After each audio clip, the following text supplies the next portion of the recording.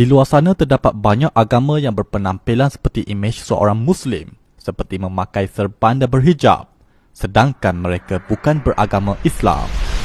Antaranya adalah Druze.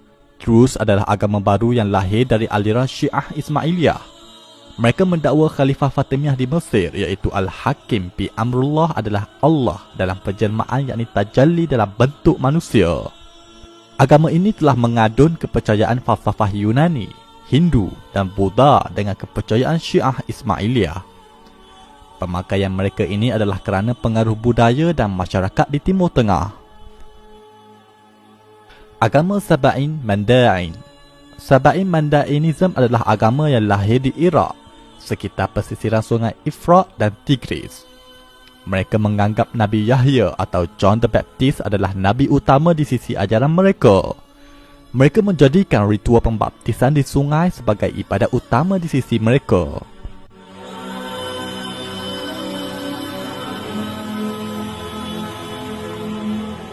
Agama Zoroaster. Zoroaster atau Majusi adalah agama lahir di Parsi atau Iran sekarang. Agama ini memuliakan elemen-elemen alam seperti api, air, tanah dan udara. Agama ini telah sedia ada sebelum dari zaman Nabi Isa lagi. Malah ia pernah dianut oleh pemimpin besar Empire Parsi seperti Cyrus the Great. Pemakaian penganut ini adalah kerana terkesan dengan pemakaian budaya masyarakat Iran dan sekitar Timur Tengah. Agama Yahudi. Yahudi adalah agama yang dianut oleh bangsa Bani Israel atau Yahudi. Mereka mendapat risalah wahyu dari Nabi dan Rasul yang telah diutuskan oleh Allah kepada mereka. Mereka antara penganut yang memiliki pengamalan hukum hakam yang ketat. Malah kelompok ini diiktiraf sebagai Ahlul Kitab. Agama Kristian. Kristian adalah agama yang lahir setelah ketiadaan Nabi Isa, hasil dari konflik zaman selepasnya yang terpengaruh dengan misionari Saint Paul. Mereka telah menuhankan Nabi Isa dengan menjadikan Nabi Isa sebagai Tuhan yang setara dengan Tuhan Bapa, sehingga melahirkan konsep Trinity. Sebahagian mereka masih mengekalkan pemakaian tradisi masyarakat awal di Timur Tengah, iaitu sekitar Jerusalem, yang sinonim dengan pemakaian menutup kepala.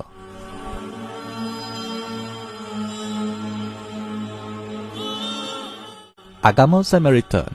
Samaritan adalah agama kuno yang lahir sejak dari zaman sebelum Nabi Isa. Mereka adalah kelompok Bani Israel yang telah mengasingkan diri dari orang-orang Yahudi yang lain.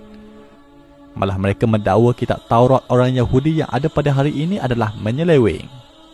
Mereka mendakwa kitab Taurat yang asli adalah kitab yang dimiliki oleh kaum mereka.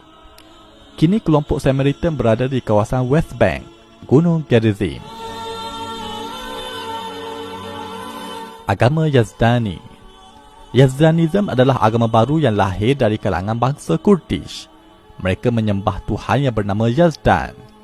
Mereka menggabungkan ajaran Hindu, Kristian, Majusi dan Sufi Batiniyah. Mereka beriman wujud ketua malaikat Merak yang dinamakan sebagai Melek Taus. Kisah Melek Taus ini adalah versi mereka membersihkan karakter iblis dalam versi Al-Quran. Mereka juga ada ritual memuja kubur wali mereka iaitu kubur Adi Ibn Musafir yang terletak di Iraq. Agama Yarsani. Yarsanism atau Ahlul Haq atau KKI adalah agama baru yang lahir di Parsi dari kelompok Kurdish. Agama ini diasaskan oleh Sultan Sahak. Mereka menganggap Sultan Sahak sebagai nabi baru mereka. Mereka juga adalah kelompok yang melampau menganggap Saidina Ali sebagai jemaah Allah di dunia. Mereka juga meminta pertolongan dengan Saidina Ali. Ya Ali, Ya Ali, Ya Ali, Haidar, Haidar, Haidar, Madar. Ya Ali, Ya Ali, Ya Shah berkibar Madar. Agama ini bersifat sinkretism dengan mencampuri agama Kristian, Zoroaster dan Hindu. Agama Qadiani. Agama Qadiani atau gerakan Ahmadiyah Qadiani adalah agama baru yang lahir di India pada abad ke-18. Mirza Ghulam Ahmad adalah pengasas gerakan ini. Dia telah mendakwa dirinya sebagai Rasul baru. Imam Mahdi dan Nabi Isa yang akan turun di akhir zaman. Qadiani juga telah mengubah beberapa syariat dalam Islam dan memiliki komuniti eksklusif di kalangan mereka. Agama Bahai. Bahai adalah agama baru yang lahir di Iran oleh tokoh mereka yang mendakwa sebagai Rasul, iaitu Sayyid Ali Muhammad Shirazi dan Mirza Hussein Ali. Mereka semua adalah lahir dari keluarga Syiah Imamiyah di Parsi dan akhirnya membawa ajaran baru versi mereka tersendiri. Pemakaian tokoh-tokoh terawal mereka menyerupai pemakaian Muslim di sekitar Timur Tengah. Ini kerana agama ini mula berkembang di Timur Tengah. Agama Sikh. Sikhism adalah agama muda yang lahir di negara India. Wujudnya agama Sikh ini juga hasil dari konflik antara agama Islam dan Hindu di India. Lalu wujud unsur Hindu dan Islam yang begitu jelas di dalam kitab suci agama Sikh itu sendiri. Mereka mewajibkan lelaki dan wanita memakai turban dan menutup kepala mereka. Selain itu, masih banyak lagi pemakaian keagamaan yang muncul terutama bagi gerakan agama baru hasil dari pecahan dari Kristian dan Islam. Nantikan pendedahan di dalam buku 60 agama baru di Malaysia yang mendedahkan bagaimana gerakan agama baru dari luar negara berjaya melebarkan pengaruh ajaran mereka ke dalam negara ini. Bagi umat Islam, situasi ini mengingatkan kita kepada sebuah hadis yang disabdakan oleh Nabi SAW yang bermaksud, tidak akan terjadi kiamat sehinggalah dibangkitkan dajjal-dajjal yang menipu yang mana jumlah mereka lebih kurang 30 orang. Setiap daripada mereka mendakwa bahawa dialah utusan Allah. Hadis riwayat Al-Bukhari.